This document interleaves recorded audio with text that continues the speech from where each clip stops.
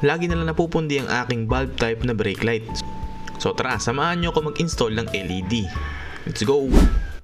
Ito nga pala yung ating brake light na i-install, yung Mokoto brake light. So dual contact na rin to guys. So meaning, dalawa yung kanyang filament or LED para sa kanyang taillight at brake light. So kapag pinindot nyo yung inyong brake light, iilaw din siya, no? So separate yung taillight at brake light. Kaya okay na okay ang dual contact. Ayan. So as you can see, ito yung ating lumang bulb type. Ayan, meron ng itim-itim. So napupundi lagi, no? So medyo naiirita na ako at kailangan ko na lang palitan ng LED. So try natin yung LED. Tingnan natin kung okay ba siya, no? Ayan. So hugutin lang natin yan. Ayan. So ito na yung ating Mokoto LED. Yan, install lang natin. So easy install lang to guys. Tanggalin nyo lang lens cover ng inyong taillight. Sabay iikot nyo lang yan. DN sabay ikot. Yan, sa mga same ko ng motor or kaparehan ng motor na model ko.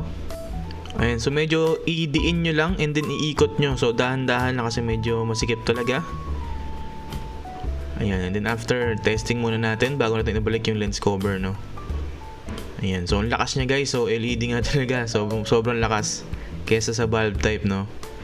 Ayan, so umiilaw na rin yung kanyang brake light guys, ayan, no. Ayan, so sa mga gustong bumili, iiwan ko yung link dyan sa baba and marami pa akong i-upload siguro na ganito sa pag-aayos ng motor, no. So please like, share, and subscribe and then kita-kits tayo sa susunod nating video.